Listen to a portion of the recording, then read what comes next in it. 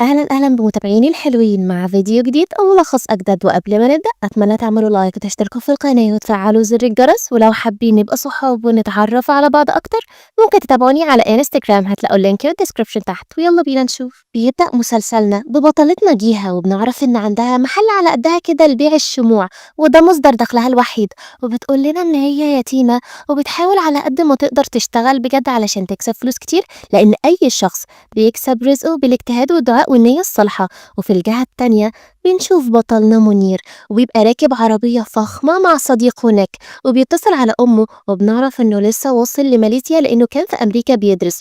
وصديقه بيفضل يتخانق معاه لأنه ما كانش بيسأل عليه الفترة اللي فاتت دي كلها، وبيقوله إن أمه ما بتثقش غير فيه لأنها عارفة إن صحابه كلهم كدابين. بس منير بيقوله ما يقلقش بخصوص أمه لأنه عارف يتعامل معاها كويس، وبيطلب منه قبل ما يرجعوا البيت يتفسحوا. فصديقه بيوافق وبنرجع لجيها وصديقتها بتجيلها، ولما بتقرا الشعر اللي هي كاتباه في نوت صغيرة بتبقى منبهرة بيه، وبتقولها إن أي شخص هيقرا الكلام بتاعها ده هيعجب بيها على طول ويقع في حبها. بنعرف إن هما في جامعة واحدة وكمان أصدقاء لأنهم من نفس القرية، وصديقتها بتبقى مبهورة بيها لأنها شاطرة وعندها متجر كبير وقدرت تحقق شهرة في مجال الشموع في سن صغير، وبتفضل تشجعها وبتقولها إن عندها أمل كبير إن المتجر بتاعها ده هيبقى أكبر متجر في كوالالمبور. وصديقتها بتاخد بعضها وبتمشي لأنها بتبقى رايحة تجيب لهم أكل. جيها بتتفاجئ لما بيجيلها رسالة من رقم مجهول وبيقولها إن هي وحشتها ومفتقدها، وطبعا هي بتبقى مستغربة لأنها متعرفش مين الشخص ده.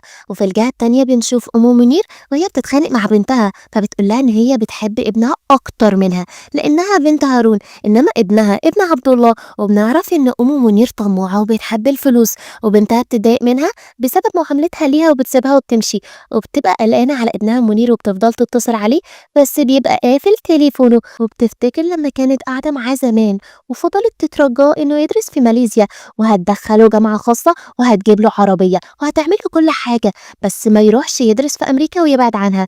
بس بيرفض وبيتخانق معاها وبيقول لها إنه عاوز يبقى شخص عادي وعايز يركب مواصلات عادية، مش شرط يبقى راكب عربية فخمة. وبيبقى متضايق منها لأنها دايما بتختار له أصدقائه، ولو لقيته مصاحب حد فقير تتخانق معاه وبتخليه يسيبه على طول. وطبعا اخواته الاتنين بيبقوا متضايقين منه لأن أمه بتعامله هو أفضل واحد وبتفرق ما بينهم. بيجي الليل وجيها بتفرح لما صديقتها ليلى بتتصل عليها وبتقولها إن في أشخاص طالبين منها 1000 شمعة لأنهم هيعملوا حفلة كبيرة لأطفالهم، فبتبقى مبسوطة وطايرة من الفرحة لأن ده أكبر أوردر جالها من ساعة ما فتحت المتجر. ومنير بيوصل البيت وبيفضل ماشي بالراحة لأنه خايف إن أمه تصحى، وأخوه بيقابله وبيتخانق معاه لأن أمه فضلت مستنياه في المطار وهو في الآخر طنشها وراح مع صديقه هناك. فمنير بيحس بالذنب وبيبقى عاوز يطلع على أوضتها، بس أخوه بيقوله هي نايمة دلوقتي. وتاني يوم لما بيصحى من النوم بيلاقي حبيبته شريفة، فبيسألها على السبب اللي خلاها تجيله في الوقت ده، فبتقوله إن هي جاية تشوف زوجها المستقبلي. وطبعا بيبقى مصدوم منها لحد ما أمه بتجيله وبتقوله إن هي هتجوزه شريفة في أقرب وقت. وطبعا منير بيبقى مصدوم لأنه ما بقاش يحبها. جيها بتروح الشغل بتاعها وبتشوف شخص لابس قناع فبتترعب منه وبتستخبى، ولما بتيجي تبص تاني بتلاقيه اختفى، وبتلاقي صديقتها وبتعرفها إنها جت تزورها عشان حست بالملل. وبنرجع تاني لمنير وبيبقى متجمع مع عيلته على الفطار، وبيبقى متضايق من أمه لأنها عايزة تجوزه شريفة غصب عنه، ولما بيقول لها إنه ما بيحبهاش بتقوله إن هي بتحبه، ما بيبقاش عندها ذرة كرامة. ومراد بيقول لأمه إنها ما ينفعش تضغط على ابنها الفترة دي لأنه المفروض يشغل باله بالشركة مش بالجواز، فبتتخانق معاه وبتقوله ما يتدخلش، وبتعرفه إن شريفة بنت أكبر عيلة في كوالالمبور ولو اتجوزها سلالتهم هتتحسن، وهي مش عايزة أي حد فقير يدخل لعيلتهم. بس منير ما بيقدرش يسمع الكلام ده وبيسيبهم وبيمشي. بنشوف مراد وهو قاعد مع زوجته دي وبيقول لها انه مش عاوز منير يتجوز شريفة مادام ما بيحبهاش، ونفسه اخوه يتجوز البنت اللي بيحبها.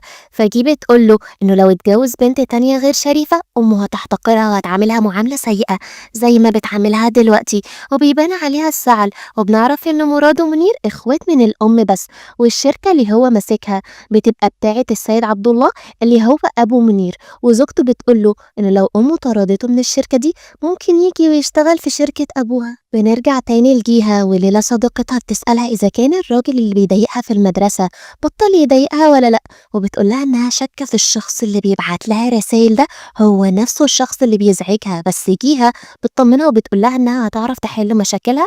وبنشوف أم منير وهي في الشركة وبتبقى بتراجع الملفات المهمة اللي ابنها مراد عايزها تمضي عليها، والمساعد بتاعها فاروق بيسألها إذا كانت بتثق في ابنها مراد ولا لأ، فبتقوله إن هي ما بتثقش فيه عشان كده هتسلم الشركة كلها لابنها الصغير منير. وبيبقى مراد واقف ورا الباب وسمع كل حاجة.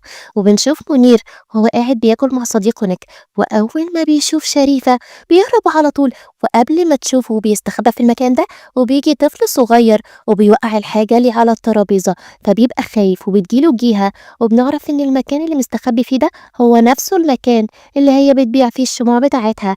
وجيهة بتتخانق معاه وبتقوله إنه لازم يدفع تمن الحاجة اللي كسرها، بس بيقولها إنه ما كسرش حاجة وإنها لازم تركب كاميرات مراقبة، وبيسيبها وبيمشي. بيجي الليل ومراد بيبقى بيفكر في الكلام اللي أمه قالته، وبتجيله زوجته وبتقوله إن هي زعلانة لأنهم بقالهم 5 سنين متجوزين ولسه لحد دلوقتي ما خلفوش، وبيبقى العيب منها هي. بس مراد بيقول لها إن الأطفال دول رزق من عند ربنا وأكيد ربنا هيرزقهم. وجيها وهي شايلة حاجاتها بيجي لها الشخص المقنع ده وبيضربها، بس بتقوم مفزوعة من النوم وبتحمد ربنا إن ده كان حلم. وبعدها بتروح تصلي وبتدعي ربنا إن هو يحفظها، وبتدعي بالرحمة لأبوها وأمها وبتفضل تعيط لأنها مفتقداهم. وتاني يوم أم منير بتبقى قاعدة مع ماس ومراد وبتقول لهم إن هي هتمسك إدارة الشركة لابنها منير، فبتبقى بنتها متضايقة على عكس مراد اللي بيقول لها إن منير أحق واحد بالمنصب ده لأن الشركة بتاعت أبوه عبد الله. وفي الجهة التانية بنشوف منير وهو قاعد مع شريفة وبيستغل الفرصة دي وبيهرب منها. منير بياخد بعضه وبيروح لجيها وبيبقى شارلها مصاصة وبيعتذر لها بسبب اللي عمله امبارح وبيطلب منها تسامحه، بس جيها بتتخانق معاه وبتقوله إن حبيبته زمانها بتدور عليه وبتخليه يمشي. وبعدها بيشوفها وهي راكبة العربية بتاعتها ومبسوطة لأن الشخص اللي طالب منها 1000 شمعة هيبعت لها الفلوس دلوقتي. ومنير بيبقى منبهر بجمالها وبيدور على حسابها على الانستجرام، وبيجيله نيكو بيسأله على السبب اللي مخليه مهتم بالشموع المعطرة، فبيتهرب منه بأي طريقة. وصديقه بيقوله إنه جايله لأن أمه اتصلت عليه وقالت له إن هو ما بيردش على تليفون. بنرجع لجيها وبتبقى عايشة هي وصديقتها في بيت واحد، وفجأة الباب بيخبط ولما بتروح تفتح بتلاقيه فاروق، فبتقفل الباب على طول وبتفتح له تاني. وبنعرف إن هو الشخص اللي كان بيضايقها أيام زمان، وبيتخانق معاها لأنها راحت لأبوه وقالت له إن هو لمسها، وبيبقى عايز يتجوزها غصب عنها وهي ما بتبقاش بتحبه، وبتفضل تصوت لأنه بيبقى عايز ياخدها معاه غصب عنها. وبيجي الشخص ده وبيدافع عنها، وبنعرف إن فاروق ابن رئيس القرية وبيبقى جاي لها في الوقت ده وبيطلب منها تسامحه، وبيقول لها إن الشخص اللي كان بيبعت لها رسائل وبيديها باقة ورد فبترميها في وشه وبتطرده بره وبتهدده إنها هتتصل على الشرطة، وبيظهر إن هو مهووس بيها. مراد بيقول لأمه إن منير وافق إنه يشتغل في الشركة فبتبقى مبسوطة، وبعد ما بتمشي منير بيتخانق معاه لأنه بيكره شغل الشركة. وجيها وهي بتصلي بتدعي ربنا إن فاروق يبعد عنها، وبتفتكر لما كانت صغيرة برضه وكان بيفضل يضايق فيها، وبتجيلها صديقتها وبتحاول تهديها لأنها خايفة. تاني يوم منير بيروح الشركة وأمه بتقوله إنه لازم ينفذ وصية أبوه ويبقى رئيس الشركة دي، بس بيسيبها وبيمشي وبيتصل على مراد وبيقوله إن أمه عايزة تعمل اللي في دماغها وما يهمهاش إذا كان سعيد ولا لأ. بس مراد بيفضل يترجاه إنه يرجع الشركة وبيقفل التليفون، وبيشوف جيها فبيروح وراها وبيبقى مبسوط وهو شايفها من بعيد.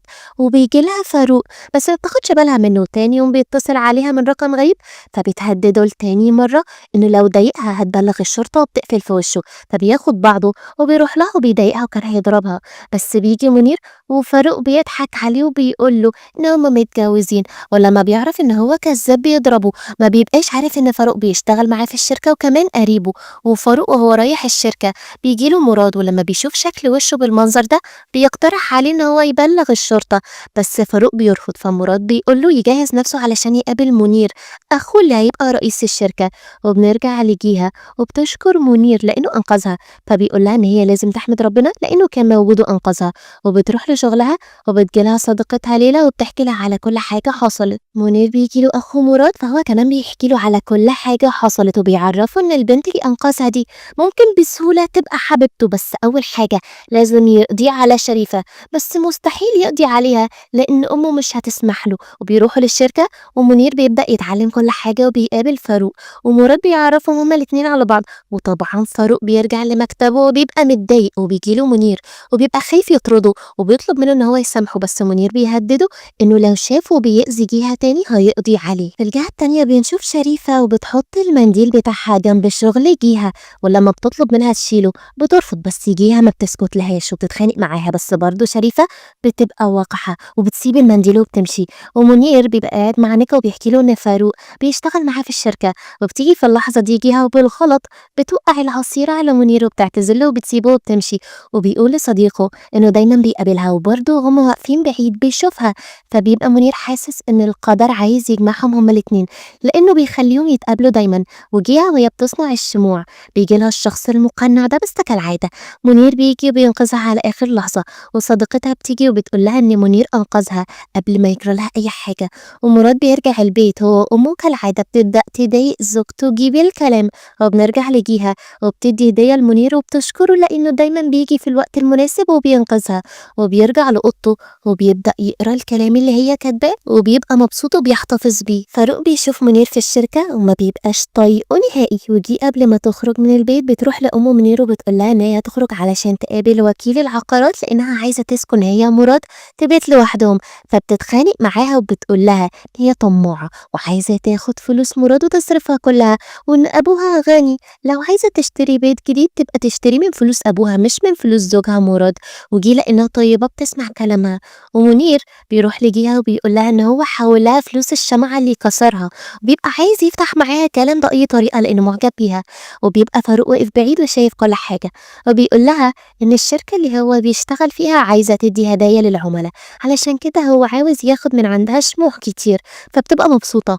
ومنير بيرجع البيت وبيتفاجئ لما بيلاقي شريفة هي وأهلها موجودين عندهم، وبيتفاجئ أكتر لما أمه بتقول لهم كلهم إن ابنها منير هيتجوز بنتهم شريفة بعد 3 شهور.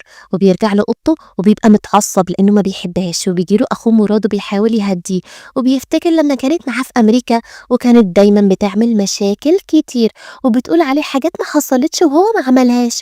وأخوه بيقترح عليه إنه ينقله لفرع الشركة التاني، وبالشكل ده هو هيبعد عن شريفة وبتبقى ناس واقفة وسامعة كل حاجة. فاروق بيروح لجيها المتجر بتاعها وبيقول لها إنه مش خايف من منير وهينتقم منه بطريقته وبيسيبها وبيمشي.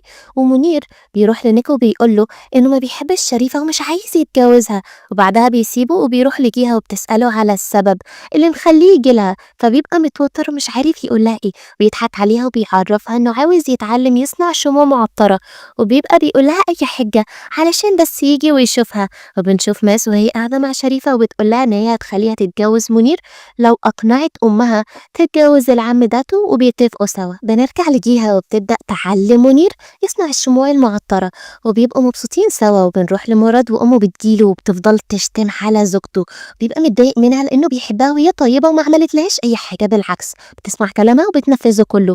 ومنير بيرجع البيت وبيتصل على جيها وبيفضلوا يتكلموا سوا، وبيقول لها إن هو مبسوط إن بقى صديقها. وتاني يوم هو في المول مع نيك بيتصدم لما بيشوف أخته ماشية مع السيد داتو بتتجاهله تماما، وبيروح الشركة وبيلاقي جيها مستنياه. وبتيجي شريفة في اللحظة دي وبتتضايق لما بتقول قدامها إن هي زوجة منير المستقبلية، وبترجع البيت وبتبقى زعلانة. ومنير بيفضل يتصل عليها بس تليفونها بيبقى مقفول، بياخد بعضه وبيروح لها وبيديها الشهادة دي لأنها بتبقى وقعت منها، فبتاخدها منه وما بترضاش تكلمه. فبيقول لها إنه عاوز يعتذر لها على اللي حصل في المكتب، فبتقول له إن هو ما عملش حاجة علشان يعتذر لها لأنهم بس مجرد أصدقاء. وبتبقى متضايقة لأنها بقت معجبة بيه، وزعلت لما عرفت إن هو وشريفة مخطوبين. وبتيجي شريفة وبتصورهم سوا من بعيد، ومنير بيقعد مع جيها وبيعرفها إنه ما بيحبش شريفة وده حب من طرف واحد، وبيقول لها إن هو معجب بيها. فطبعا جيها بتبقى مبسوطة. وفي الجهة التانية مراد بيفضل يتخانق مع أخته مس لأنها ما بتشتغلش، وبيهددها إن هو هيقول لأمهم لو ما سمعتش كلامه ورجعت الشغل. بعدها بنشوف شريفة وهي قاعدة مع أم منير وبتوريها صورة ابنها هو وجيها، ومنير بيتصل على جيها وبيقول لها إن هو معجب بيها، فبتبقى مبسوطة وبتجيله أخته مس وبتقول له إن أمه عايزاه، وبتفضل تتخانق معاه بسبب الصورة اللي شريفة وريتها لها.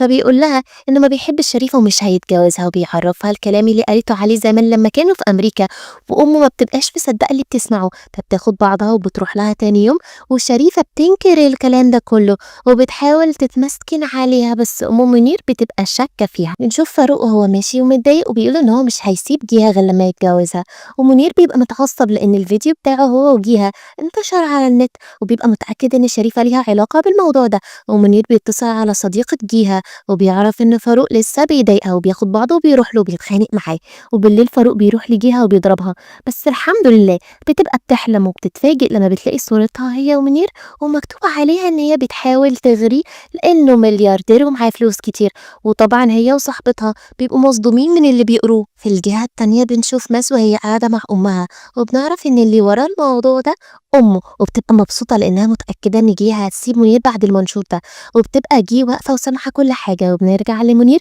وبيبقى قاعد مع جيهة وبيتصدم لما بيشوف المنشورات دي، وبيبقى في واحد واقف بعيد وبيصورهم، بس منير بيمسكه وبيقول له إن هو تبع ماس وشريفة.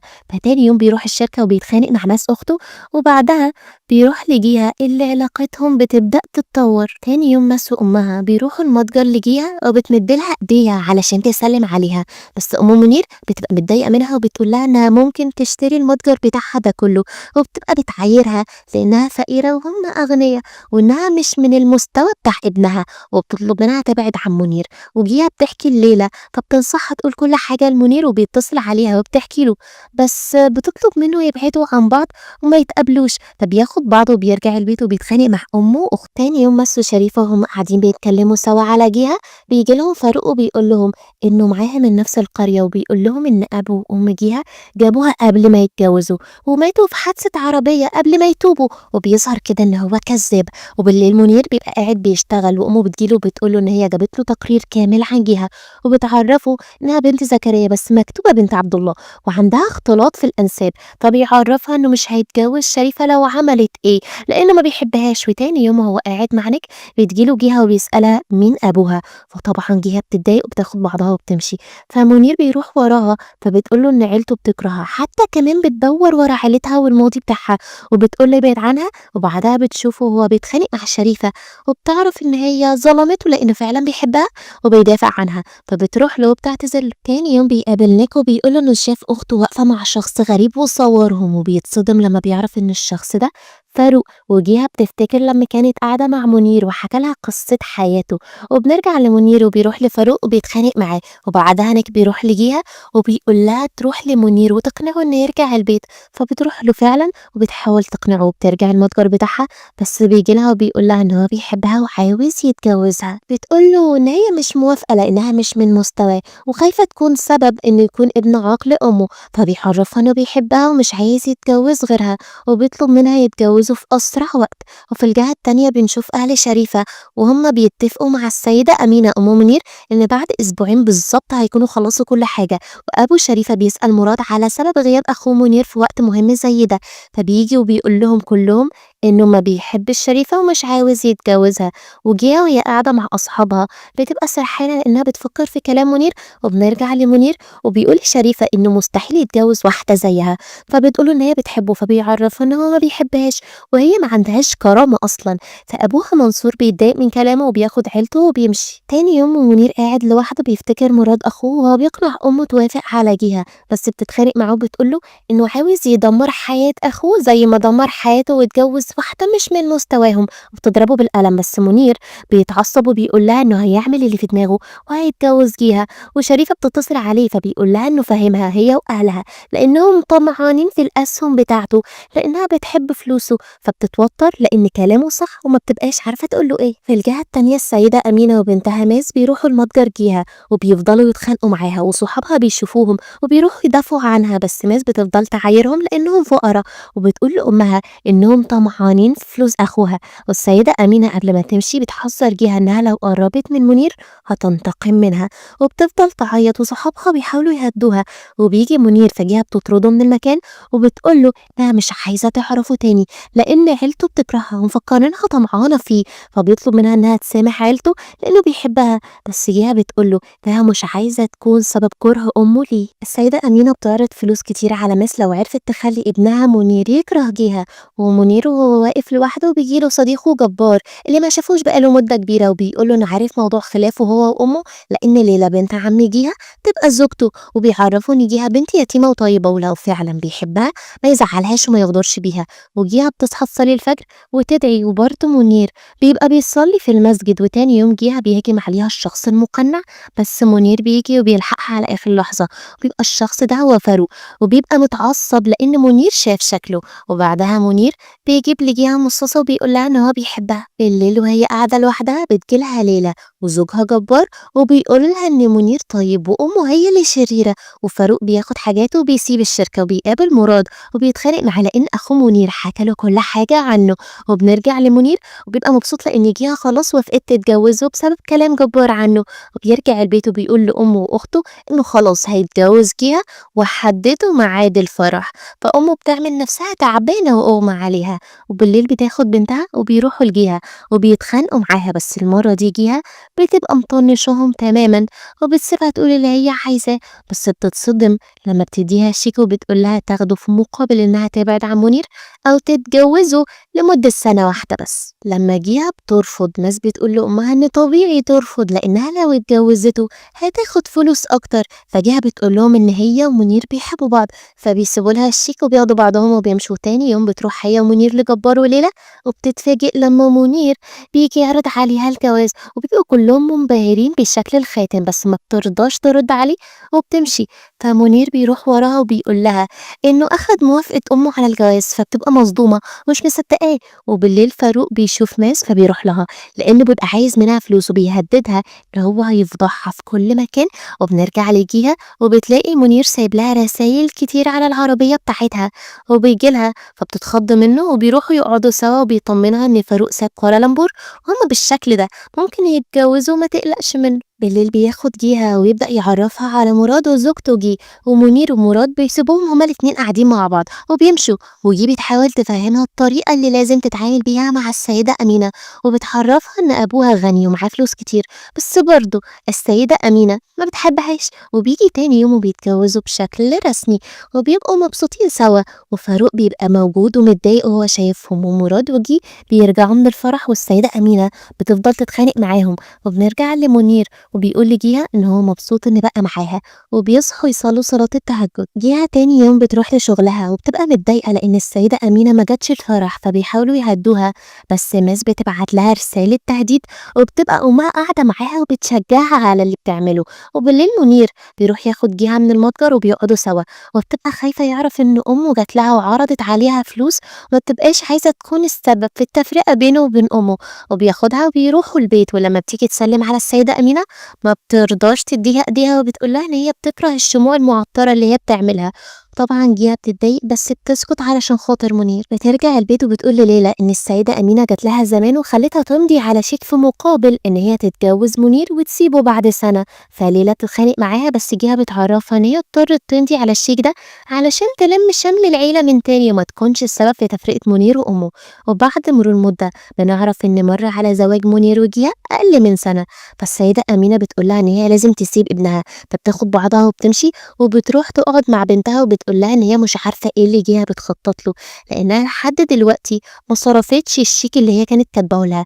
ومنير بياخد جيها لبيت القرية وهي بتحضر الأكل، بس بتتفاجئ لما بتلاقي فاروق واقف قدامها. منير في الوقت ده بيبقى بيصلي، ولما بيسمع صوت جيها بيخرج لها على طول وبيلاقيها بتتخانق مع فاروق وبيطرده بره البيت، بس بيقول إن هو بيحب جيها ومش هيسيبها غير لما يخليها تتطلق منه ويتجوزها. فبيتعصب عليه وبيضربوا الاتنين بعض لحد ما بيجي ابو فاروق وبيتخانق مع ابنه بسبب اللي بيعمله، وبيطلب من منير وجيها انهم يسامحوا ابنه.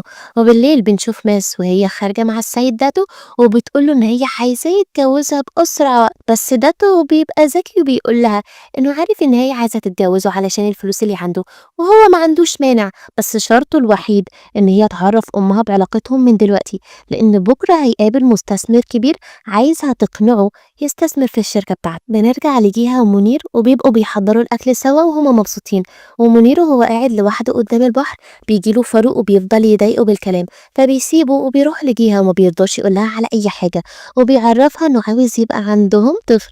وتاني يوم جيها بتبعت له رسالة وبتقوله إن هي هتروح تشتري حاجات من السوبر ماركت، وبتقابل فاروق في الطريق وكالعادة بيفضل يضايقها، بس أول ما بيشوف منير بيهرب، بس بيجي لهم تاني يوم وبيبقى معاه عصاية كبيرة وبيجرح بيها منير، فبياخده للشرطة وبيروح لأبوه بيقول له إن هو اضطر يحبس له ابنه بسبب اللي بيعمله معاه هو وزوجته، وبعدها بياخدها وبيرجعوا لكوالالمبور. منير بيقابل أمه وبيقعد معاها وبيتفاجئ لما بتيجي شريفة وبتجبره يقعد معاها، وبعد ما بتمشي بيقول لها إنه ما بيحبهاش والمفروض يبقى عندها كرامة، بس بيبقى في شخص واقف بعيد وبيصورهم، والسيدة أمينة بتاخد بنتها ماس وبيروحوا المتجر ليكيها وبيوروها الصور والفيديوهات اللي صوروها لشريفة ومنير، فبتفضل تعيط وبترجع البيت وبتفتكر ذكرياتها معاه، وبيجيلها في اللحظة دي وبيتصدم لما بتقوله إن هي عايزة تتطلق. بيحاول يفهمها إن هو ملوش ذنب بس ما بترضاش تسمعه، وبتروح تصلي وبتفضل تدعي ربنا إنه يدلها على الطريق الصح. وتاني يوم بيدور عليها بس مش بيلاقيها، وبتكون في المتجر بتاعها، ولما بتحكي لصديقتها بتقول لها إن منير بيحبها وأكيد ده فخ من أمه، وبتقرر إن هي تساعد منير وبتبعت له رسالة. ومنير بيقابل شريفة اللي ما بيبقاش عندها ذرة كرامة وبتفضل تترجاه إن هو يتجوزها، وبنرجع لصديقة جيها وبتسمعها وهي بتتكلم في التليفون مع السيدة أمينة، ومنير بياخد باقة ورد وبيروح لجيها وبيفتكر لما اتخانق مع شريفة وقال لها إنه عاوزها تبعد عنه، وبيفضل يترجى جيها تسامحه بس بتسيبه وبتمشي. وبتجيله ماي وبتقوله إن أمه السبب في كل حاجة. في الجهة التانية ماس بتروح لأخوها مراد وبتقوله إنها عقدت صفقة مع داته من ورا أمها وبتبقى مبسوطة. وتاني يوم السيدة أمينة بتعمل اجتماع مع ولادها وبتفضل تتخانق مع منير وبتضربه لأنها عايزاه يطلق جيها، فبيسيبها وبيمشي. وشريفة بتروح لجيها وبتطلب منها تتكلم معاها فبتوافق، وبتحاول توقع بينها وبين منير بس جيها ما بتصدقهاش وبترجع البيت، ومنير بيفضل يتخانق معاها لأنها قابلت شريفة بس بتدخل لأوضتها وبتفضل تعيط. وتاني يوم بتجيلها ماس وبتفضل تضرب فيها، وصديقتها ماي بتيجي وبتلحقها وبتتصل على منير وبتحكي له على كل حاجة، ولما بيرجع البيت ما بيلاقيهاش موجودة وبتبعت له رسالة وبتقوله إنها هتبعد عنه. بيتصل على ليلى وبيحكي لها فبتقوله إن هي هتدور على جيها لحد ما تعرف مكانها، وفعلا بتروح لبيتها القديم وبتلاقيها موجودة، فجبار بيتصل عليه وبيعرفه مكانها بس بيقوله ما يجيش دلوقتي علشان ما يحصلش مشاكل.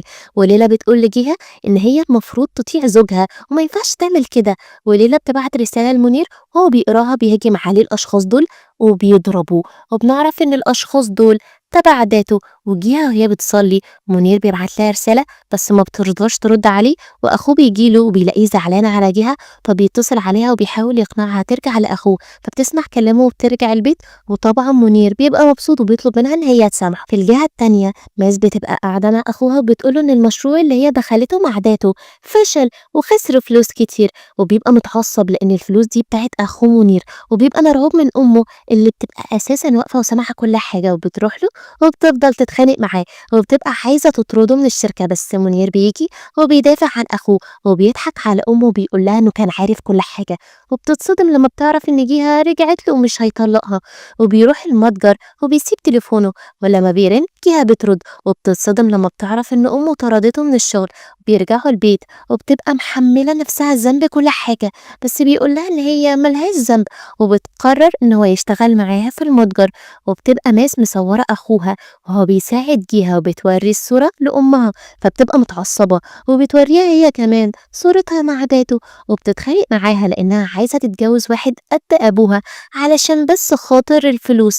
وماس بتبدأ تهينها وتجرحها بالكلام لدرجة إن السيدة أمينة بتتعب، ومنير لما بيعرف بيسيب كل حاجة وبيروح لها، وهو بيكلم الخادمة وبتقوله إن أمه نايمة لأنها كانت تعبانة والدكتور قال إن ضغط الدم بتاعها عالي وحالتها خطيرة، وبيسألها على السبب اللي خلاها توصل للحالة دي، فبتقول إن أمه كانت قاعدة بتتكلم مع شريفة وفجأة تعبت وأغمى عليها وبتبقى عايزاه يجي يشوف أمه، بس منير بيقول لها إنه مش فاضي وعنده مشاكل كتير مع جيها وبيقفل التليفون.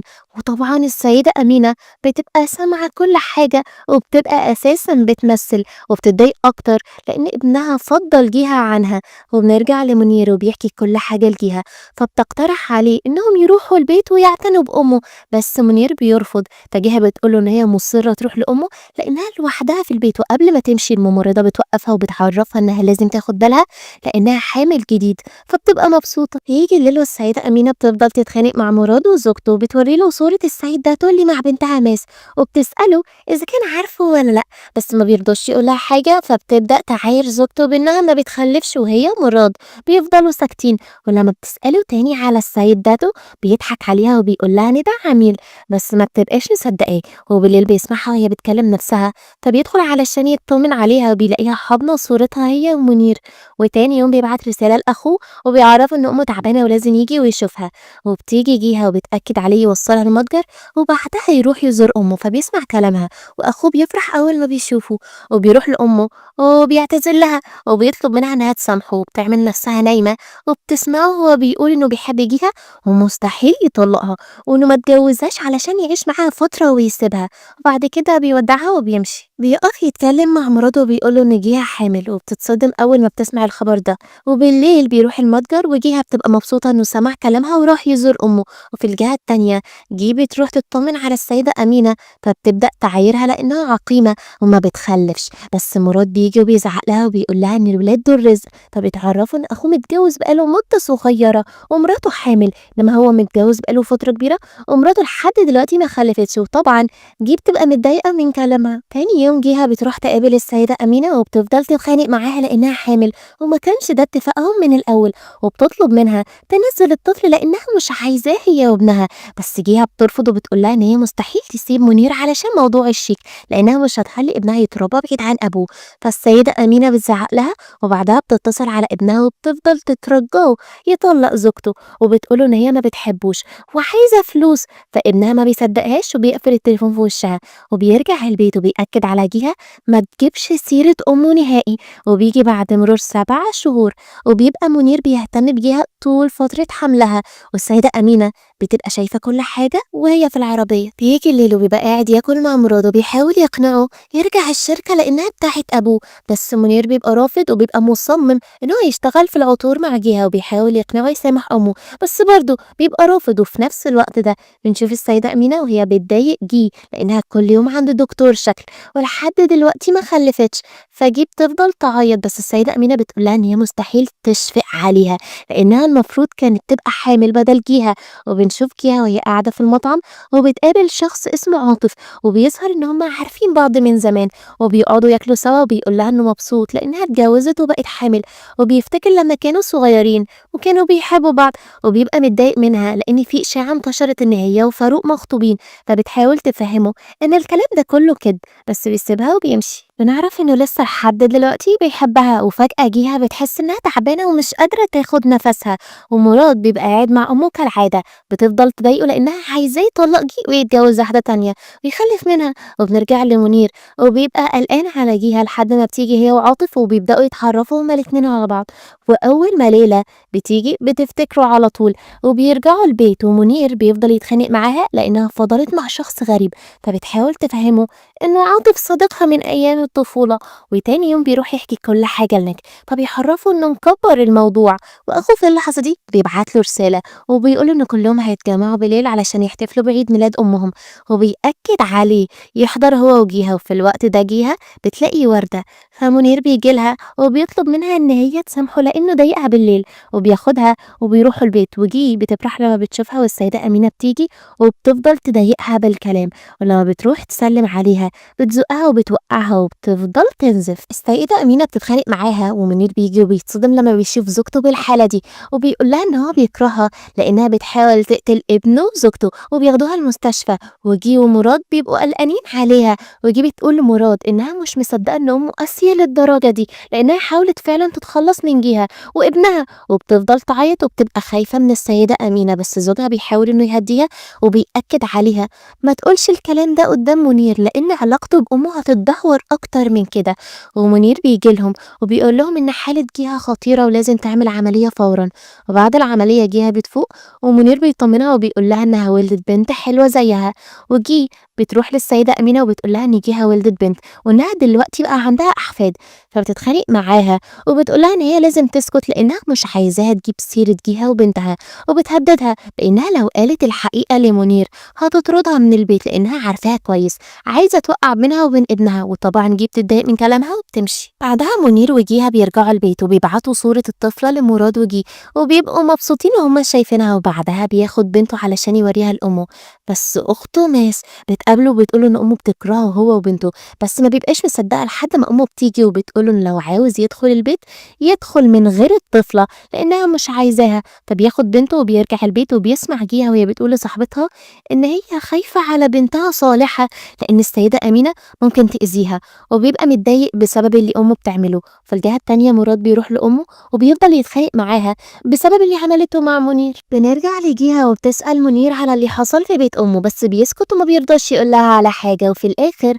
بيقعد معاها وبيضطر يحكي لها على كل حاجة حصلت، فبتقول له إن هي مش عايزة تكون السبب في تدمير علاقته هو وأمه حتى لو أذتها، بس منير بيقول لها إنه مستحيل يسامح أمه لإنه بيحبها وهيعمل المستحيل علشان يحافظ على زواجهم. وتاني يوم ومنير رايح الشغل بيتعب وكان هيغمى عليه، بس بيجيله عاطف وبيقعدوا سوا وبيقترح عليه يكشف عند الدكتور بتاعه، بس منير بيبقى خايف وبنروح للسيدة أمينة وبتبقى قاعدة مع أسماء بنت صديقتها، وبتيجي يجي وبتعرفها على أسماء وبتقول لها إن هي هتبقى زوجة مراد الجديدة اللي هتجيب لها الحفيد.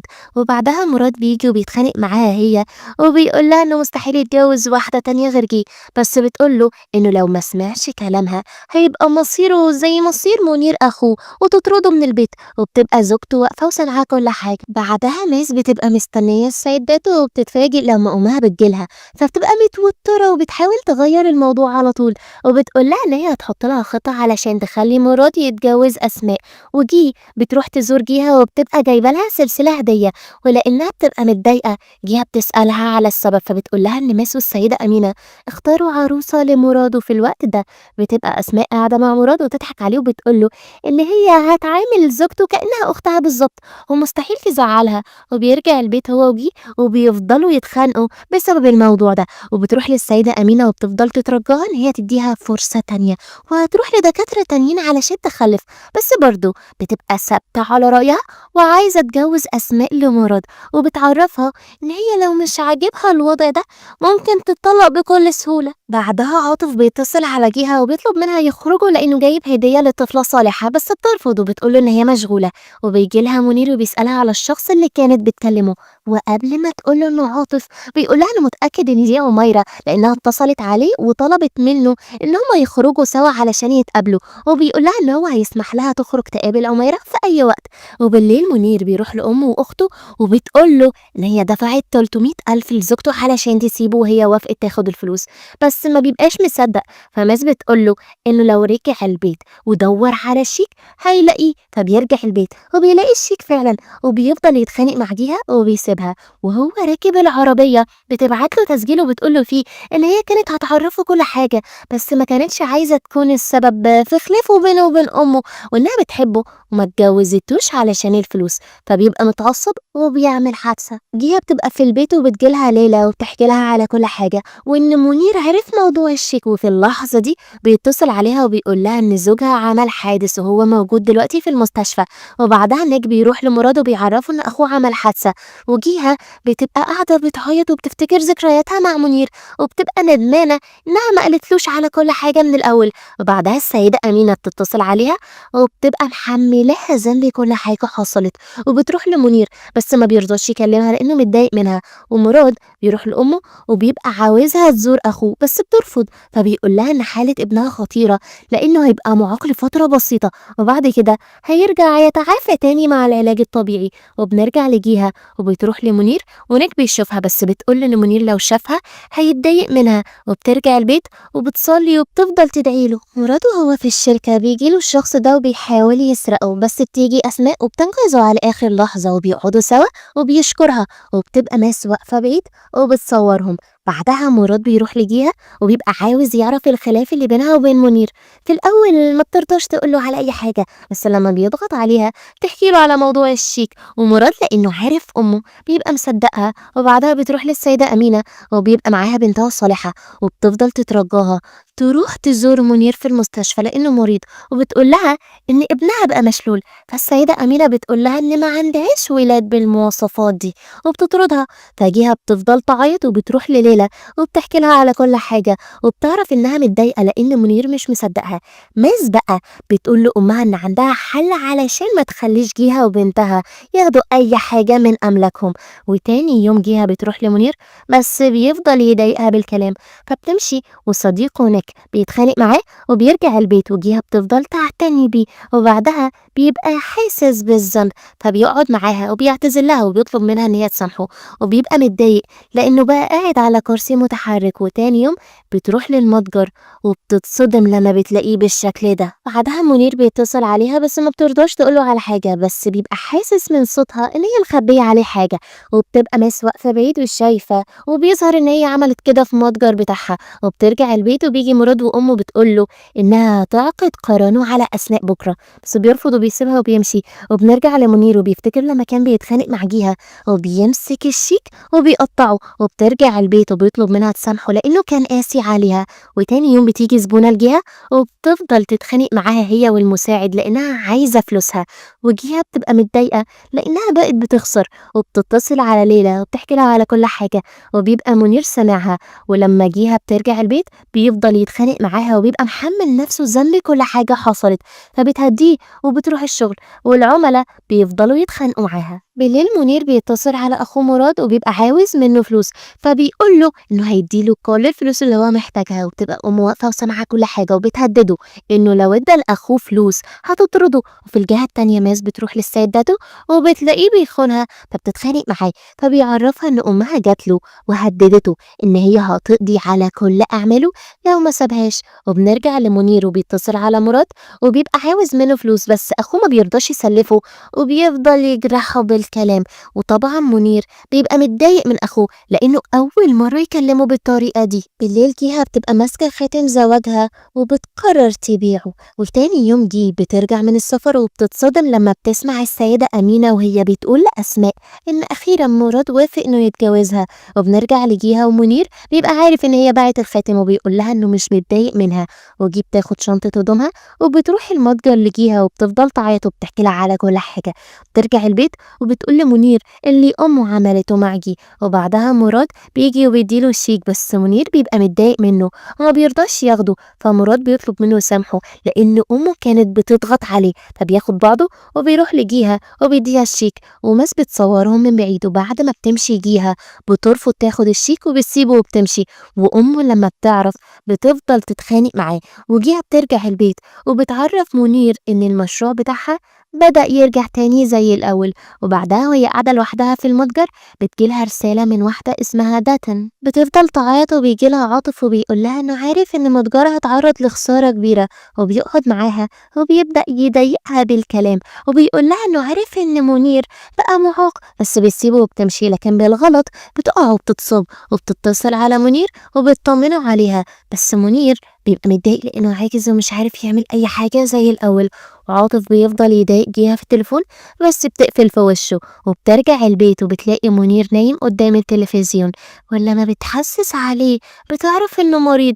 وفي الجهة التانية مراد بيبقى قاعد مع زوجته وبيحاول يقنعها ترجع البيت، بس بترفض وبتقوله إن هي ما بقتش تثق فيه لأنه مش راضي يساعد أخوه اللي بقى معاق، وإنه اتغير تماما وبقى بيسمع كلام أمه. في اللحظة دي جيها بتتصل عليه وبتقوله إن منير تعبان ورافض إنه يروح المستشفى، فبيقول لها إن هو هيجي لها هو وجي. وفعلا بيروح لمنير وبيحاول يقنعه إنه يروح المستشفى، وبيقول له إن هو ندمان على كل حاجة وبيطلب منه إن هو يسامحه. وبعدها بيروحوا كلهم المستشفى وبتبقى ماس واقفة وشايفاهم من بعيد، وبعدها بيتجمعوا كلهم على الغدا وبيبقوا مبسوطين سوا. ومراد لما بيرجع البيت ماس بتهدده إن هي هتقول لأمه على كل حاجة، وبتقوله إنه زوجته وجيها الاتنين شبه بعض، وبتبدأ تضايقه بالكلام لحد ما بيتعصب عليها وكان هيضربها. في الجهة التانية منير بيقترح على جيها إنه يروح يزور أمه، فبتوافق على طول وبتفضل تصلي وتدعي وبتروح الشغل. ومي صديقتها بتجيلها وبتعرفها إن هي هتسافر، وبيجيلهم في اللحظة دي عاطف، ومنير بيسمع كلام أخوه وبيروح الشركة، بس بتجيله ماس وبتفضل تضايقه بالكلام وكان هيضربها بس بتخاف منه وبتمشي.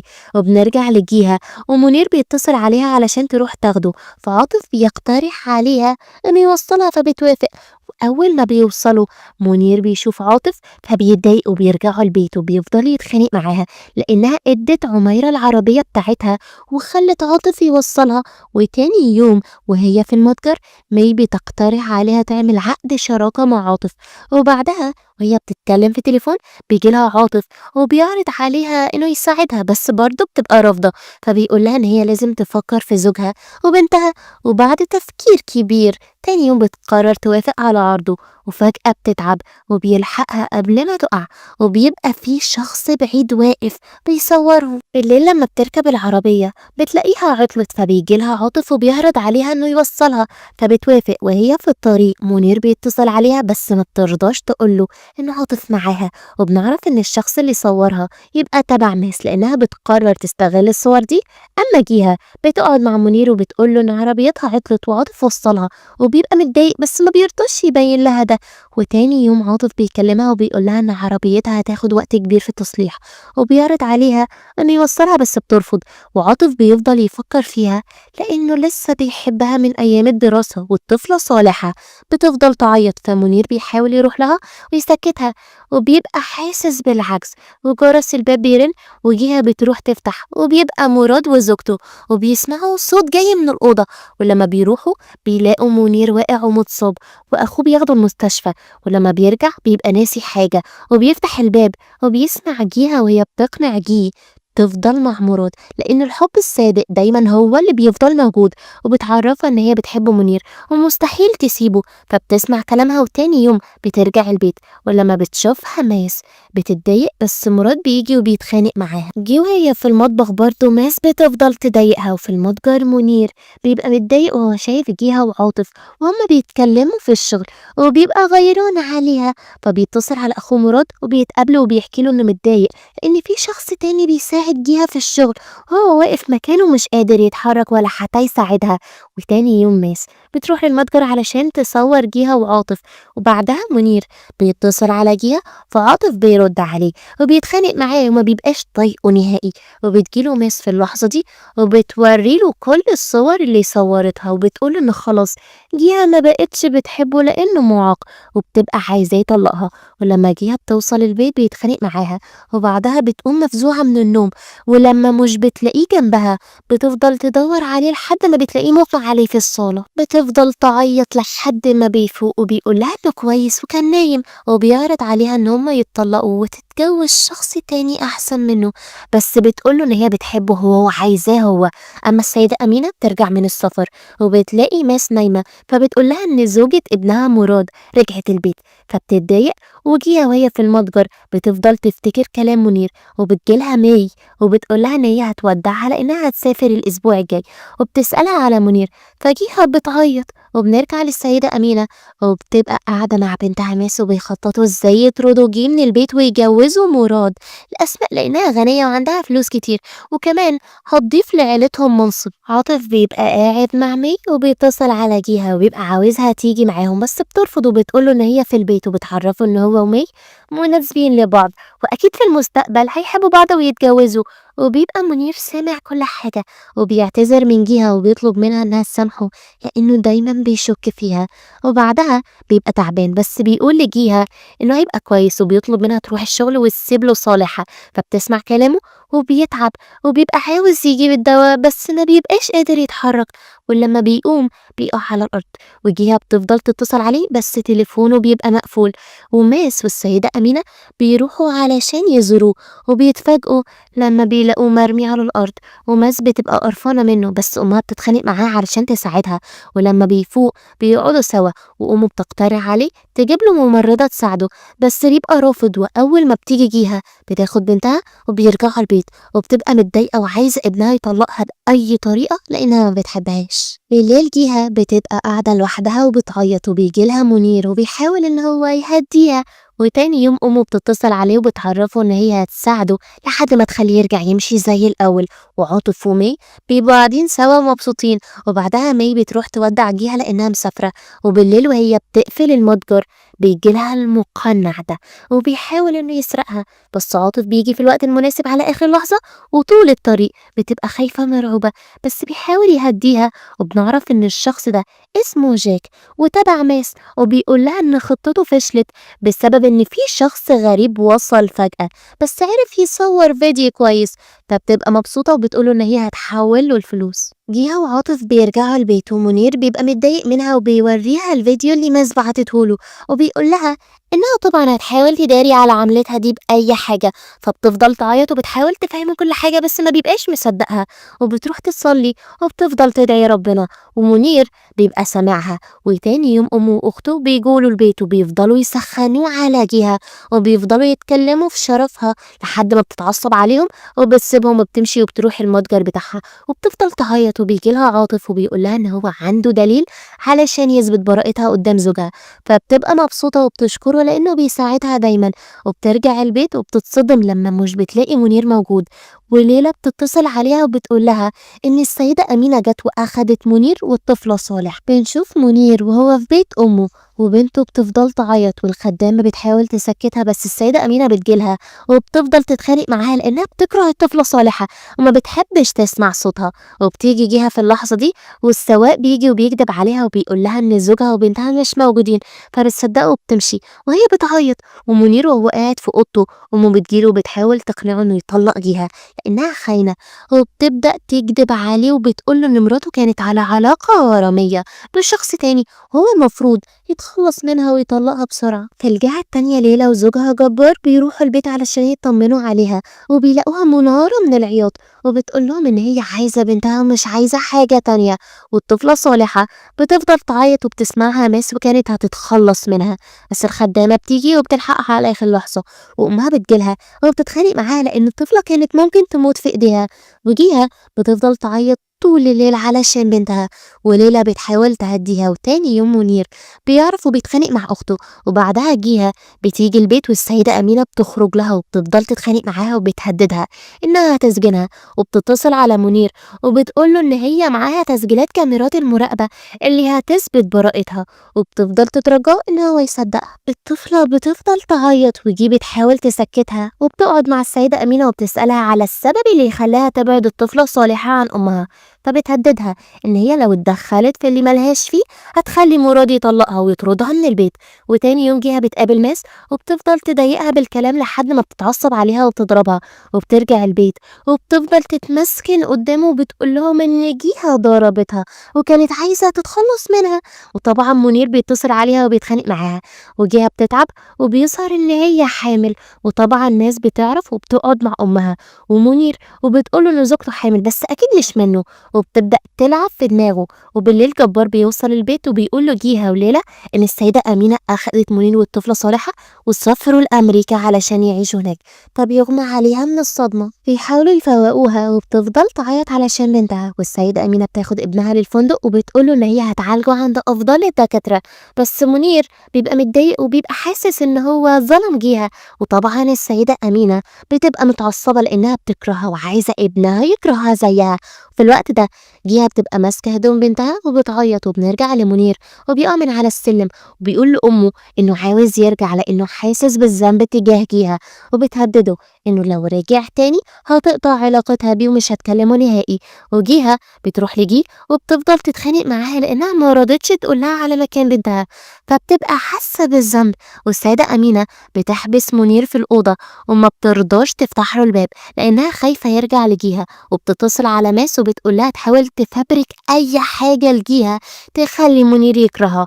وعاطف بيبقى بيتكلم مع ليلى وبتيجي جيها وبتفضل تتخانق معاه، وليلى بترجع البيت وما بتقدرش تاخد نفسها وبتتعب وبيغمى عليها. بالليل عاطف وهو مع جيها جبار بيبعت له رسالة وبيقول له إن ليلى في المستشفى وماتت، وطبعا جيها بتبقى مصدومة. وبعد مرور مدة منير بيعرف يرجع البيت وبيلاقي جيها بتعيط وبتقول له إن ليلى ماتت بسببه، وبتفضل تتخانق معاه وبتقول إن صالحة مش بنته، وبتفضل تعيط لكن هو بيقوم مفزوع من النوم. وعاطف بيحاول بيحاول يهدي جبار لأنه بيعيط وبيقوله يرجع المدينة وهو هيفضل مع جهة يعتني بيها، وبتفضل قاعدة لوحدها وبتعيط لحد ما عاطف بيجيلها وبيغمى عليها أول ما بتشوفه. تاني يوم ماس بتبعت لأمها فيديو وبتوريه لمنير، فبيتعصب وبيتصل على جهة وبيفضل يتخانق معاها، فبتقول له إن ليلى ماتت، فبيقول لها إن دي حيلة كويسة منها وبينها وبيقفل التليفون في وشها. وبتوري الرقم لعاطف وبتقول له إن الرقم ده مش أجنبي وإنها متأكدة إن زوجها وبنتها موجودين في المدينة. وبعدها بنشوف منير هو بيتعالج علشان يرجع يمشي زي الأول، وجيها وهي في المتجر بتفضل تعيط وبيجي لها الشخصين دول وبيبقوا عاوزين فلوسهم منها، وبتفضل تتخانق معاهم وبيغمى عليها. وعاطف بياخدها المستشفى وبيفتكر لما الدكتور قال له ان جيها بتعاني من حالة نفسية ولازم ياخدها عند دكتور نفسي. تاني يوم الدكتور بيتصل على عاطف وبيقول له ان جيها هربت من المستشفى، وفي الوقت ده بتبقى شايلة عروسة ومتخيلها انها بنتها صالحة، وبتفضل تفتكر ذكرياتها مع منير.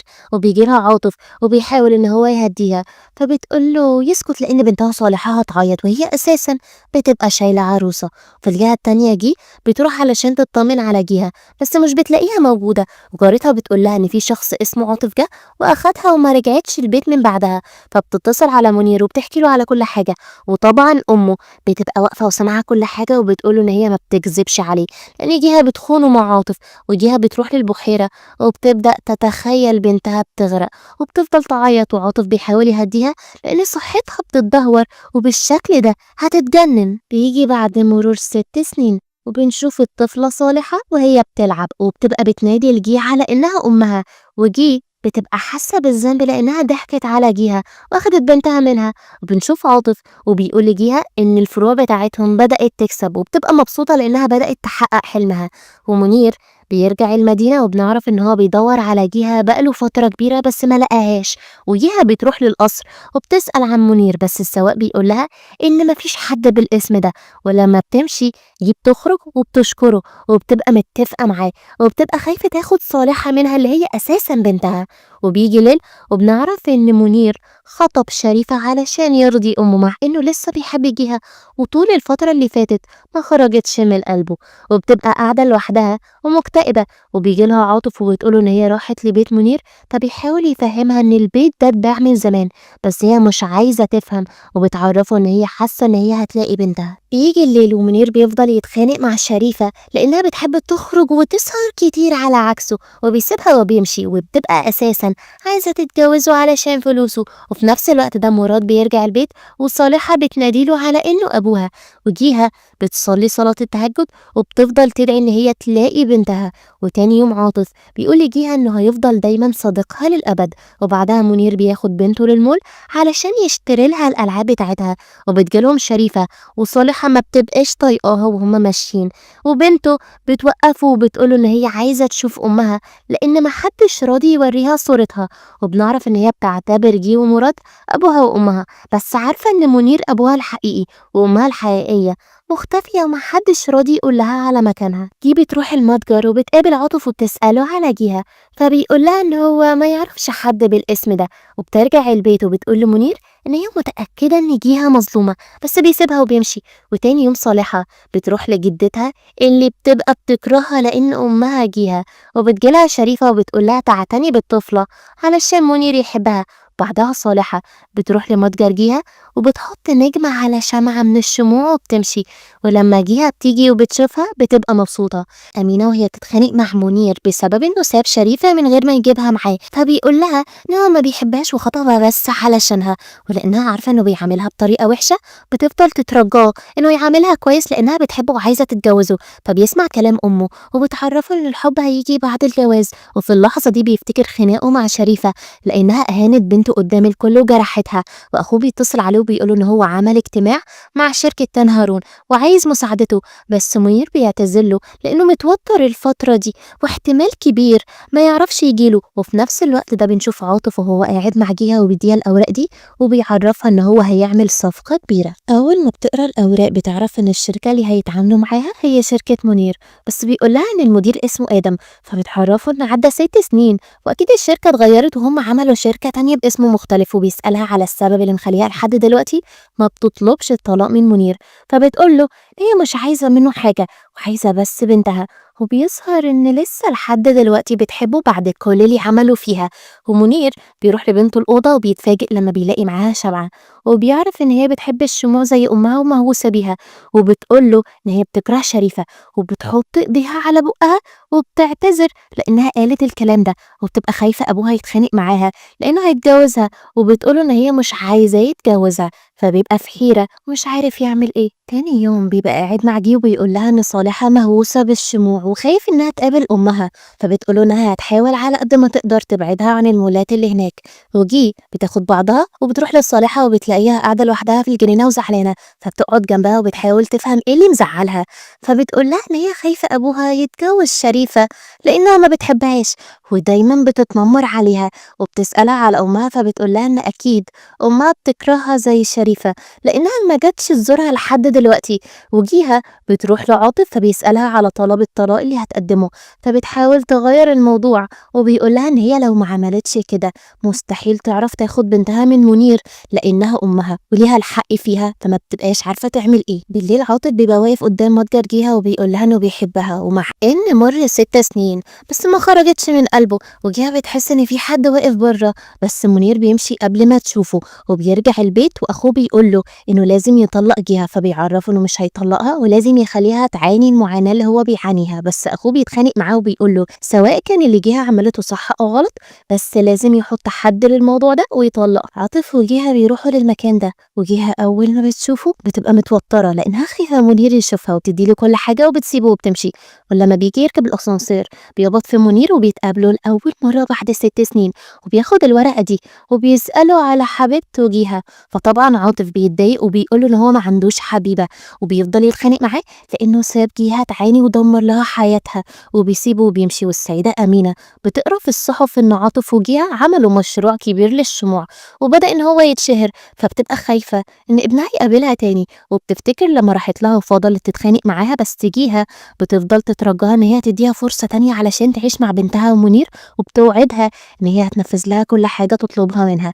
بس السيدة أمينة بتقول لها إن هي ما عندهاش كرامة وإن هي مستحيل تخلي ابنها يعيش مع واحدة زيها. بنرجع لعاطف وبيبقى متردد يقول لجيها إنه قابل منير، بس بيقرر إنه هو ما يقولهاش على حاجة علشان ما يجرحش مشاعرها، وبيعرفها إنه رايح يصلي. وبنرجع تاني للسيدة أمينة وبتقول له منير إن هي اتفقت هي وأبو شريفة إن زواجهم هيبقى في نهاية الأسبوع، فبيتخانق معاها لأنها قالت له قبل كده إنه هيبقى بعد شهرين، ولأنه مش عاوز يزعل أمه بيوافق على قرارها. وجيها بتصلي وبتدعي ربنا يجمعها ببنتها، وبرضه منير بيصلي ويدعي إن ربنا ينور له طريقه ويكشف له الحقيقة كلها. تاني يوم بتجيله رسالة وبيعرف إن عاطف وجيها بقى عندهم شركة كبيرة خاصة بالشموع المعطرة، وبيبقى متضايق وبيجي بعد مرور أسبوع وبيتجوز شريفة بشكل رسمي، وبيبقى متضايق على عكسها بتبقى مبسوطة وبيتجمعوا كلهم وبيتصوروا سوا. وجيها بتبقى متضايقة بس مش عارفة ايه اللي مضايقها. وبالليل عاطف بيتصل عليها وبيبقى جايب لها أكل فبتشكره لأنه دايما بيساعدها. وبنرجع لمنير وبيبقى متضايق وبنته بتجيله وبتقوله إن هي عارفة إنه ما بيحبش شريفة، علشان كده هي عايزاه يرجع لأمها اللي ما تعرفهاش لأنها متأكدة إنه لسه بيحبها. وبيصحى تاني يوم وبيلاقي جهة قاعدة قدامه وبيبدأ يتخيلها لحد ما شريفة بتقوم مفزوعة من النوم بسببه. وبعدها بتفضل تضايق صالحة وبتضربها لحد ما جيب تيجي وبتتخانق معاها، فبتعايرها إن هي عقيمة وما بتخلفش.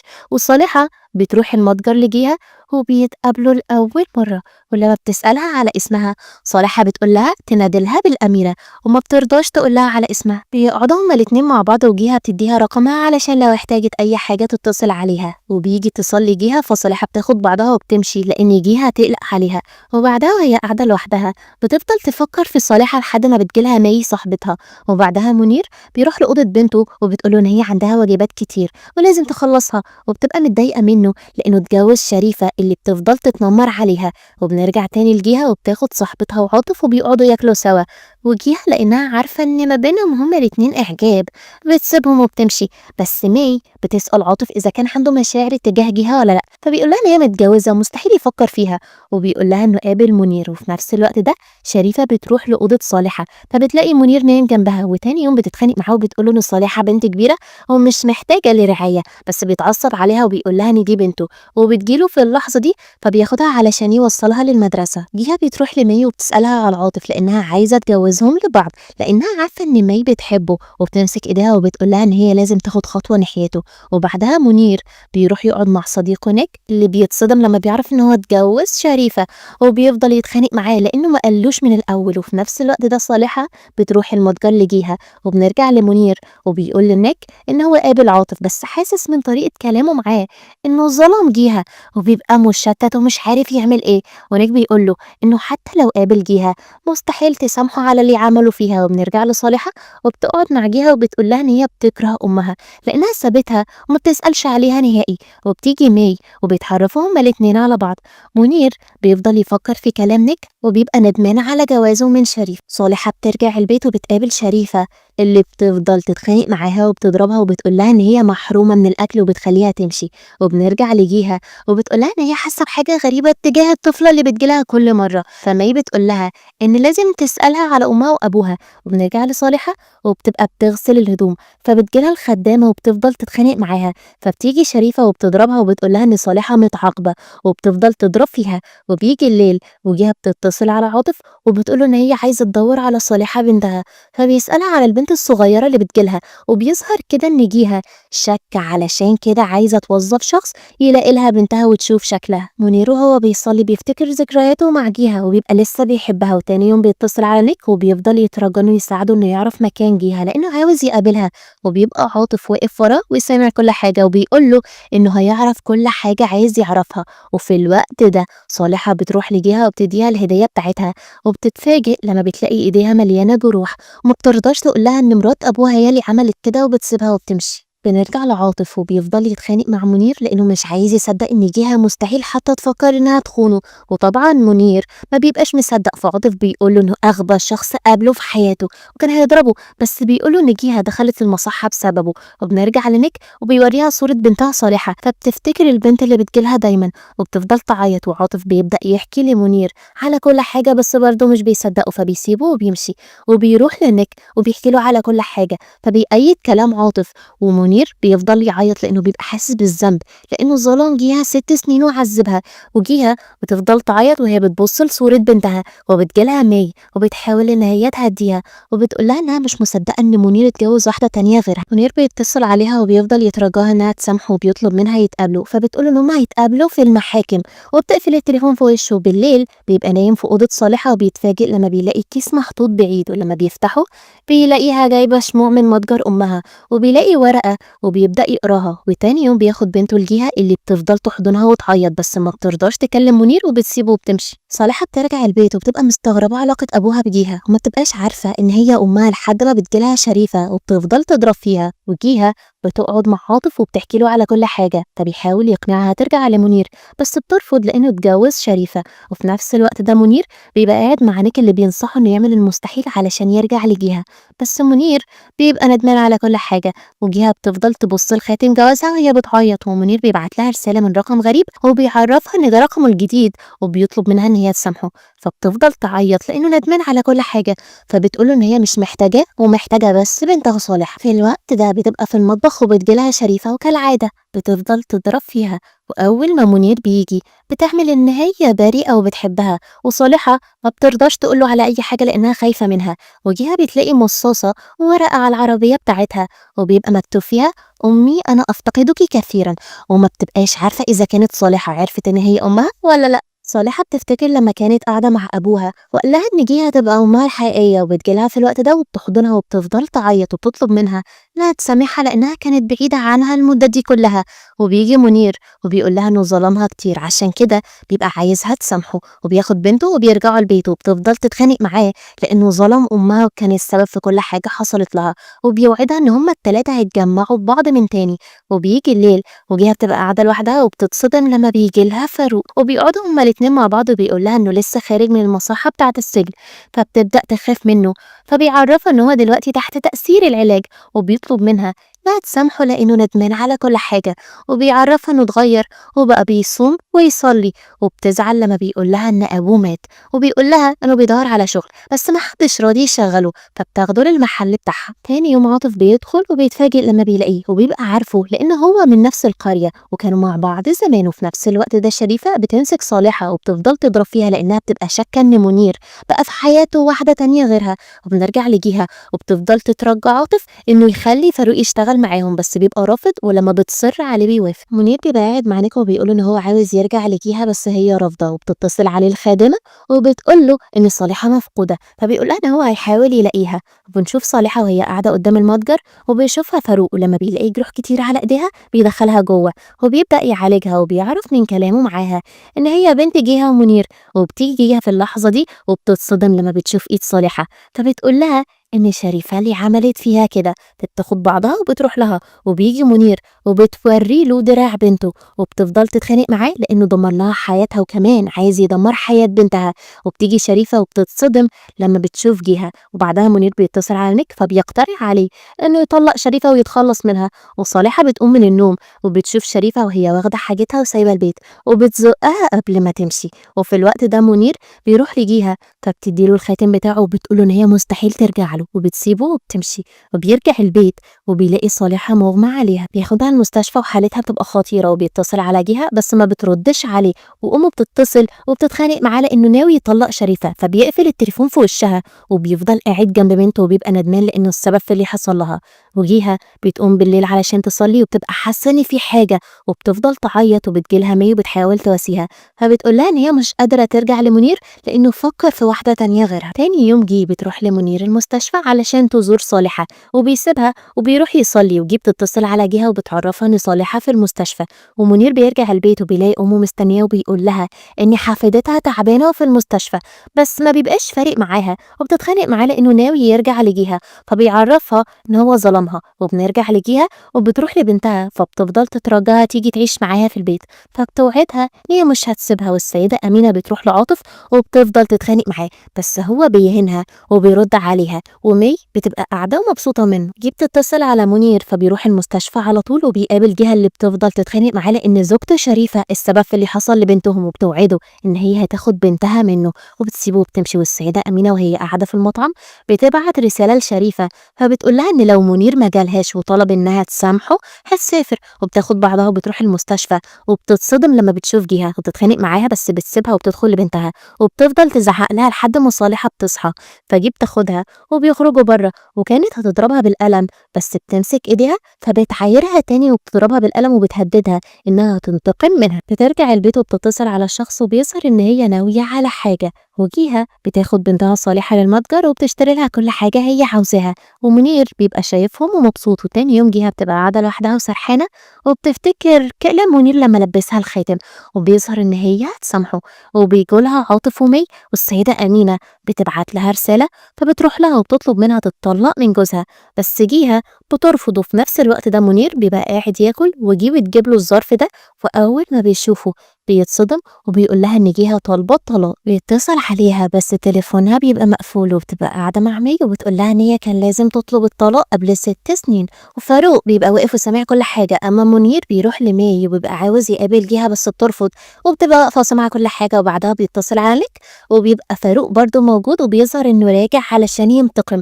وبالليل بيبعت رسالة لجيها وبيطلب منها تسامحه، فبتفتكر لما كانت قاعدة معاه وكان بيقول لها إن بنتها شبهها بتحب الشموع المحطرة. وشريفة وهي قاعدة مع ريك بتعرف إن جيها طلبت الطلاق. وتاني يوم منير بيقابل فاروق في المتجر وبيقول له إنه خرج من السجن وبقى كويس، وبيفضل يضايقه بالكلام لدرجة إنه بيتعصب منه وكان هيضربه. بالليل بيروح لها البيت وبيقول لها إنه بيحبها ومش عاوز يطلقها. وتاني يوم هو في البيت بتجيله شريفة وبتفضل تضايقه كالعادة بس بيتخانق معاها. وبعدها بيبقى قاعد مع نيك وبيحاول يفهمه إنه لازم يدي فرصة لجيها علشان تسامحه، وبيقول له إن أمه السبب في كل حاجة ومستحيل تخليه يطلق شريفة. وبعدها بيروح المتجر لجيها وكانت هتقع بس بيلحقها على آخر لحظة، وبيتبعت لهم هما الاتنين نفس الرسالة ونفس الموقع. وبيروحوا للمكان ده وبيعرفوا إن بنتهم عاملة لهم هما الاتنين مفاجأة، وبتجيلهم وبتطلب منهم ما يتطلقوش. وبتبقى جي واقفة بعيد وشايفاهم وبتبقى مبسوطة. ومنير بيوصل جيها البيت وبتيجي شريفة وبتفضل تتخانق معاه، فبياخدها للبيت وبيتعصب وبيطلقها. طلقها. وتاني يوم بيروح يقابل جيهة وبيقول لها إن هو لو طلقها مش هيخليها تقابل صالحة وبيسيبها وبيمشي. وبعدها بتروح تقابل نيك فبيقول لها إن منير لسه بيحبها فبتروح له البيت. بتتخانق معاه وبتقول له إن هي مش هتسمح له يبعدها عن بنتها وبتعرفه إن المرة دي ما عندوش حجة لأنه كل مرة كان بيجيب الذنب عند أمه لأنه ما كانش بيقدر يكلمها، في حين إن هي دايما كانت بتهينها وهو كان بيفضل واقف ومش بيدافع عنها. وبتقول له إنه لو اداها صالحة هتختفي من حياته. فمنير بيتخانق مع جيهة فبتيجي صالحة وبتقول له إن هو بيكرهها وبيكره أمها لأنه دايما بيتخانق معاها. وبتفتكر لما كانت قاعدة لوحدها وأبوها جالها وفضل يتخانق معاها لأنها عايزة تروح لأمها وبيمسكها بكل قسوة.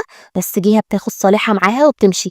وماس بترجع من السفر وبتعرف كل حاجة من الخدامة وإن منير عايز يرجع لجيهة لأن الحقيقة اتكشف. بالليل بنرجع لمنير وبيتصل على صالحة وبيعتذر لها وبيطلب منها إن هي تسامحه وبيقول لها إن هو بيحبها. وتاني يوم ماس بتروح المتجر لجيهة وبتتفاجئ لما بتشوف فاروق وبياخدها معاه بإيده وبيقول لها إن هي كانت متفقة معاه زمان وضحكت عليه وما ادتوش الفلوس. وبيفتكر لما جات له وخلته يروح القرية ورا منير وجيهة وبتديله كل الخواتم اللي معاها وبتوعده إن هو لو جاب لها أخبار جيهة هتديله ضعفها. طب يسمع كلامها وبيبدأ في تنفيذ الخطة وبيروح لصالحة بس بتجيله جيهة وبتقوله يروح لشغله فبيسيبها وبيمشي. وبالليل منير بيتصل على صالحة بس بتبقى نايمة فبترد عليه وبيقول لها إنه لسه بيحبها وعاوز يرجع لها مش عايز يطلقها. وتاني يوم فاروق بيبقى حاطط زيت قدام صالحة وبتدوس عليه وكانت هتقع بس بيلحقها عاطف على آخر لحظة. وبيجي منير في اللحظة دي وبياخدهم هما الاتنين وبيروحوا للملاهي وبيبقوا مبسوطين سوا. بعدها بيوصلهم البيت وبيفضل يترجاها ان هي تراجع نفسها في موضوع الطلاق. وبالليل ماس بتدخل له اوضه صالحه وبتبقى عاوزه تخنقها بس منير بيجي على اخر لحظه وبياخدها بعيد وبيتخانق معاها. وتاني يوم عاطف بيتخانق مع منير لانه لسه بيحب جيهة وعاوز يتجوزها. وفي نفس الوقت ده منير وجيهة بيبقوا بيتغدوا سوا وصالحه بتقول لهم ان هي عايزاهم يرجعوا لبعض.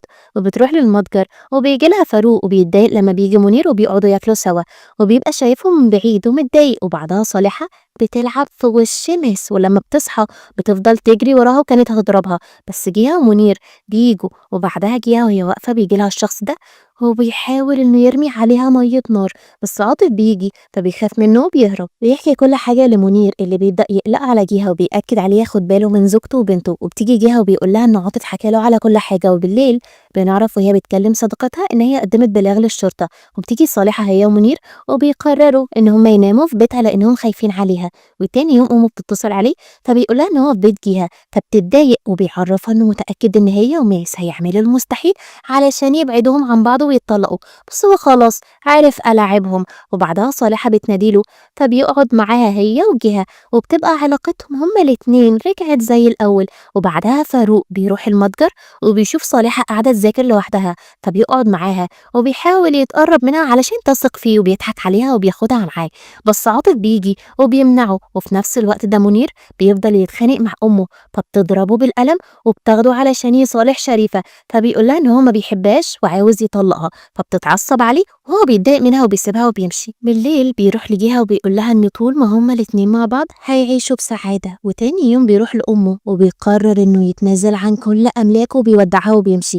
وبيروح يجيب باقة ورد لجيهة وصديقه بيبعت له فيديو لشريفة وبيرجع البيت وبيعتذر لجيهة على كل حاجة فبتبقى مبسوطة. وبعدها نيك بيتصل عليه وبيقول انه هو اللي كلم صديقه جوجو علشان يبعت له فيديو شريفة. وبعدها بيروح للسيدة أمينة وبيقول لها ان هي غلطانة لانها ما بتعاملش منير على انه ابنها ودايما بتعامله بطريقة قاسية وعايزاه يبقى ملكها. وبيفضل يترجاها تبعد عن منير علشان يعرف يعيش كويس فبتقوله ان هي عارفة ايه هو الافضل لابنها وبتعمله. وفي الجهة التانية عاطف وجيهة بيروحوا الفريق وبيسألوه على الفلوس اللي كانت موجودة في الخزنة فبينكر كل حاجة. فبيقولوا له ان هم شافوا كاميرات المراقبة وعرفوا ان هو اللي سرق الفلوس فبيضرب عاطف وبيهرب. والسيدة أمينة بترجع البيت وبتفضل تفكر في كلام نيك وهي بتعيط لحد ما بتتعب. ومنير بيعرف وبيروح لها تاني يوم وبيعتني بيها وبتفضل تعيط وبتقوله ان هي بتحبه وبتطلب منه يسامحها على كل حاجة. وتاني يوم بتقع في الحمام وبتجيلها شريفة وبتفضل تضرب فيها وكانت هتموت بس منير بيجي وبيتخانق معاها وبيطلقها 3 مرات بيرميها بره البيت. والسيدة أمينة بتفضل تعيط ومنير بيحاول يهديها وبتطلب منه ان هو يسامحها وبتبقى ندمانة على كل حاجة. وبتجيلها جيهة وبتبوس ايديها فبتحضنها لأول مرة وجيهة بتفضل تعيط من الفرحة وبتفضل تعتني بيها. وتاني يوم الصالحة بتلعب بتشوفها شريفة وبتركب العربية وبتقرر تقتلها بس منير بينقذها على آخر لحظة. وماس بتتصل على أمها وبتبقى مستخبية لأن منير لو لقاها هيسجنها لأنه عرف مصايبها كلها، وبتفضل تترجاها ترجع البيت.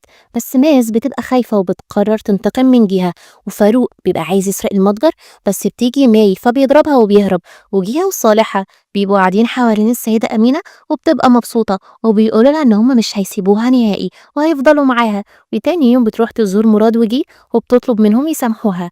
وبالليل فاروق بيروح يقابل ناس وبياخدها للمكان ده وبيربطها علشان ياخد من أخوها وأمها فدية، وبيفضل يضرب فيها. ومنير وهو بيصلي بتجيله جهة فبيقول لها إن هو بيحبها ومش عايزها تتخلى عنه. بعدها فاروق بيبعت رسالة لمنير وبيقوله إن هو خاطف أخته وعاوز فدية كبيرة. وماس في الوقت ده بتعرف تفك نفسها بس بيجيلها فاروق وبيضربها لحد ما بيغمى عليها. وبيجي منير ومراد وبياخدوها للمستشفى. ومراد بيتصل على جهة وبيعرفها بوضع ماس، وبتروح تقول للسيدة أمينة فبتعرفها إن هي تستاهل لأن ده جزاء أعمالها. وبتفضل تعيط وتطلب منها إن هي تسامحها. وبعد ما منير بيخلص صلاة بيروح لها بس بيلاقيها ماتت. وبيجولها كلهم وبيفضلوا يعيطوا. وتاني يوم بيجيبوا ماس للبيت وما بتبقاش قادرة تتحرك، وجيها بيفضلوا يعتنوا بيها.